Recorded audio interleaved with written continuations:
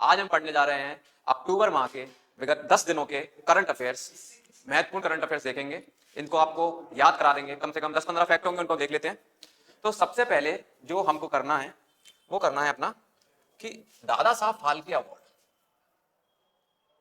Dada Saheb Phalke award किसको दिया जाएगा। तो याद रखेंगे दादा साहब फाल्के अवार्ड जो देती है वो कौन देती है। सबसे पहले जो फैक्ट हमको करना है, कौन देती है, ministry of information and broadcast. कौन सी देती है, इंफॉर्मेशन एंड ब्रॉडकास्ट। इसमें काफी सारे अवार्ड होते हैं। दादा साहब फाल्के अवार्ड हमारा सबसे बड़ा फिल्म में देने जाने वाला सबसे बड़ा अवार्ड है। इसको आप एक तरह का ऑस्कर समझ सकते हैं ये वाला। तो ये किसको दिया जा रहा है, हम सबको पता है, किसको, मिथुन दा को। ठीक है, मिथुन चक्रवर्ती। इनकी पिक्चर देखी होगी काफी सारी, नहीं देखी होगी तो इनकी सबसे प्रसिद्ध मूवी है गुंडा, उसको आप जरूर देखें। अगला क्वेश्चन देखते हैं कि हाल ही में दिल्ली के एक मार्ग का नाम जमाइका मार्ग रखा गया है। तो आपसे क्वेश्चन पूछा जाएगा कि हाल ही में ऐसा कौन सा मार्ग है जिसका नाम जमाइका रखा गया है। तो याद रखेंगे हमारे यहाँ पर एक मार्ग है, इसका नाम क्या रखा गया है, जमाइका मार्ग। ठीक है, जमाइका क्या है, जमाइका एक हमारी लैटिन कंट्री है। ठीक है, ये बात आपको पता रहेंगी। इसके अलावा ओसेन बोल्ट कहाँ के हैं, जमाइका के हैं। अगर नहीं समझ में आ रहा है तो सबने नाम सुना होगा हमारा ब्रायन लारा।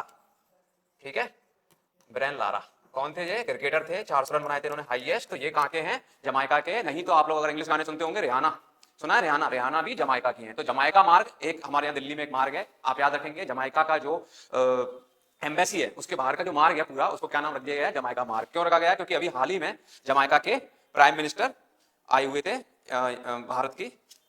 ठीक है, अब याद रखेंगे नेक्स्ट क्वेश्चन कि हाल ही में जापान के न्यू प्राइम मिनिस्टर किसको बना दिया गया है। इंपोर्टेंट चीजें आपको याद होंगे। तो इनका नाम है शिगेरू इशिबा। इनका नाम क्या है, शिगेरू इशिबा। देखिए जापान का है, इंडिया जापान के रिश्ते काफी अच्छे हैं, तो ये हमें याद होना चाहिए, शिगेरू इशिबा। तो देखिए सबसे मेन चीज क्या है शिगेरू इशिबा के बारे में कि इन्होंने एक, जैसे नेटो है हमारा, एक ऐसा ही एशियन नेटो का इन्होंने सुझाव दिया जहां पर इनकी बातों को काउंटर किया गया एग्रेसिवली। किसने किया, हमारे एस जयशंकर जी ने। ठीक है, तो ये बात हम याद करेंगे। इसके अलावा नेक्स्ट क्वेश्चन कि हाल ही में हमारे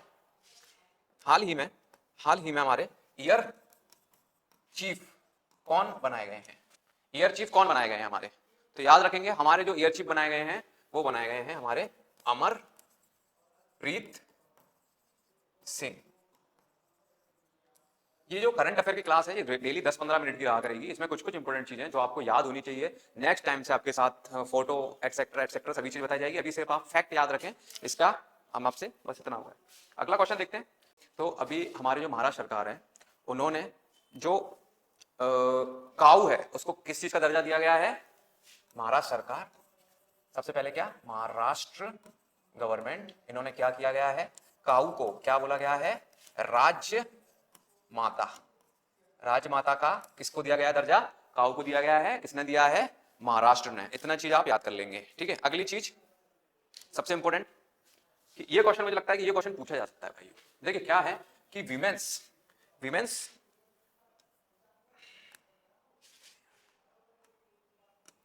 देखिए विमेंस T20 2024 कहां होने वाला था, तो ये होने वाला था हमारा बांग्लादेश में। लेकिन बांग्लादेश में जो स्थिति बिगड़ी तो इसके बाद इसको कहां शिफ्ट कर दिया गया है, अभी सबको पता होना चाहिए, यूएई। ठीक है, ये क्वेश्चन इंपॉर्टेंट है क्योंकि पता है सारे लोगों को, हमें बिल्कुल वर्ल्ड कप होने से 2 महीने पहले, 1.5 महीने पहले ये चीज समझ में आई कि अब बांग्लादेश में T20 नहीं हो पाएगा। तो ये वाली चीज है। एक और नेक्स्ट क्वेश्चन देख लो, इंपॉर्टेंट है, आना चाहिए आप लोगों को, कि ऐसा कौन सा कंट्री है जिसने यूएन के जो सेक्रेटरी हैं हमारे, उनका नाम क्या है यूएन के, एंटोनियो गुटेरेस। एंटोनियो गुटेरेस को हम उस कंट्री में एंट्री बैन कर दी गई है। बैन का मतलब यह है कि अगर मान लीजिए एंटोनियो गुटेरेस अगर आ गए उस देश में तो उसको सीधे क्या करेंगे, सीधे सेंट्रल जेल भेज दिया जाएगा।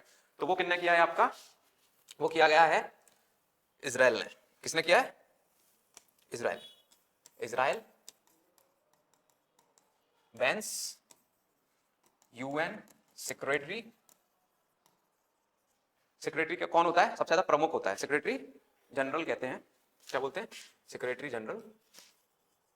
इनको क्या कर दिया गया है, इजराइल ने बैन कर दिया। इनका नाम क्या है, एंटोनियो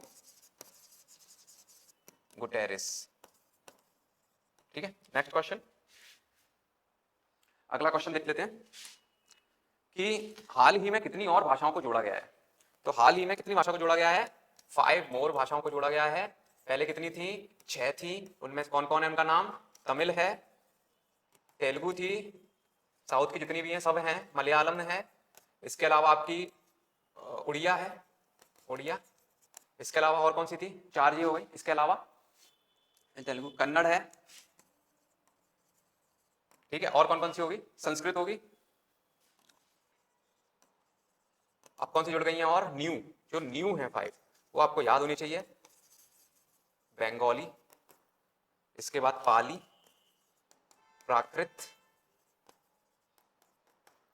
मराठी। देखिए सबसे लेटेस्ट थी हमारी 2011 में उड़िया, और जो कॉन्सेप्ट आया था 2006 में। ये आप याद रखेंगे। फर्स्ट जो थी वो तमिल को दिया गया था दर्जा, इसके बाद सभी एक एक दो दिन के अंदर में ये सब हो गई थी मराठी, और एक है असमी।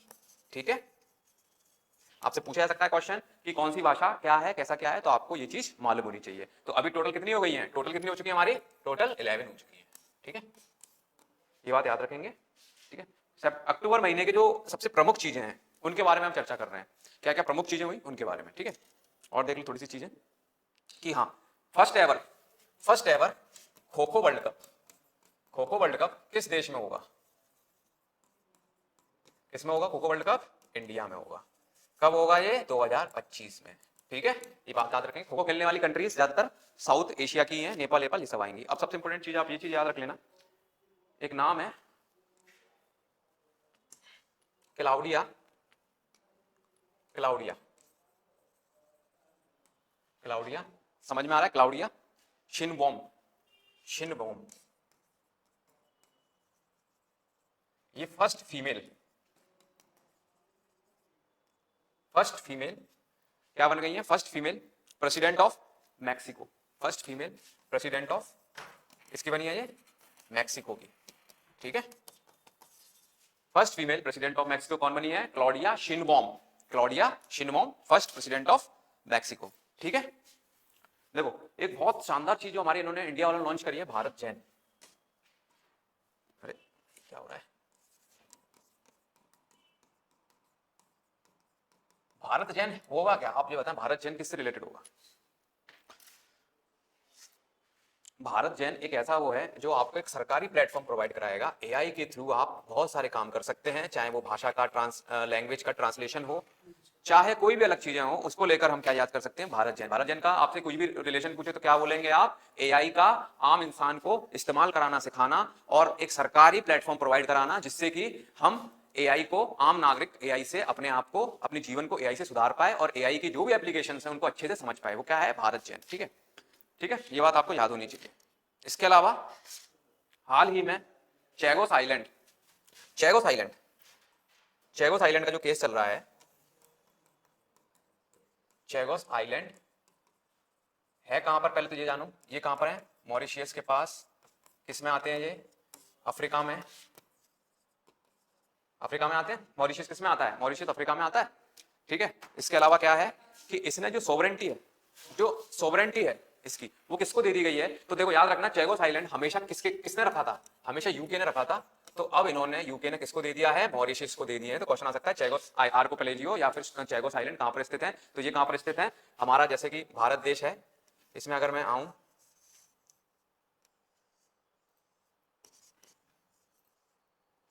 अगर मैं इंडिया में आऊं, इंडिया है तो इंडिया के बहुत जो सदर्न पार्ट है वहां पर है। यहाँ पर मालदीव है, मालदीव से और नीचे जाएंगे वहां पर है। चैगोस के बहुत सारे होते हैं और आइलैंड के ग्रुप्स को क्या बोलते हैं? आर्कियो पेलेगो। ठीक है, तो ये वाली चीज है। तो याद इसमें क्या रखना है कि अब जो भी चैगोस आइलैंड में जो भी सोवरेंटी थी वो किसको दे दी गई है? मॉरिशियस को दे दी गई है। ठीक है, ये बात आप याद रखना।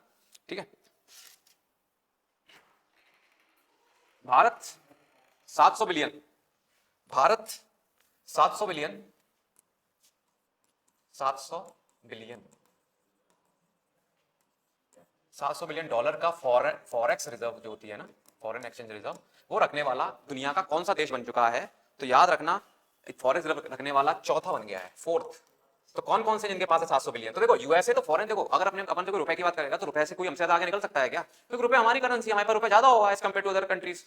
है ना। अगर मैं येन की बात करूं तो किसके पास होगा, जापान के पास होगा। तो डॉलर की बात करूं सबसे ज्यादा किसके पास है, तो यहाँ पे हम सिर्फ किसकी बात करें, डॉलर, क्योंकि इंटरनेशनल करेंसी हो चुकी है, इसमें ही हम सारे एक्सचेंज करते हैं। तो याद रखेंगे ये चीज कि फॉरेन रिजर्व में जब हम यूएस को नहीं काउंट करते, क्योंकि यूएस के पास तो ऑलरेडी बहुत सारे हैं, उसका कोई अनमैचेबल है क्या 7 बिलियन। तो हमारी जो 4 कंट्रीज हैं उसमें आप याद रखेंगे, 4 कंट्रियों में है चाइना है, इसके बाद ब्लैक मनी, उसके बाद आपकी कौन सी है, जापान, और हम चौथे पे क्या आ गया हमारा, भारत।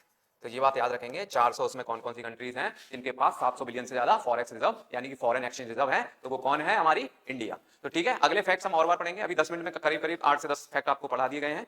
तो डेली रखेंगे 10-15 मिनट के, जिससे कि आप जो भी कंटेम्प्रेरी टॉपिक्स हैं उनसे आप दूर ना हटें। ठीक है, तो इस बैच को आप फॉलो करें।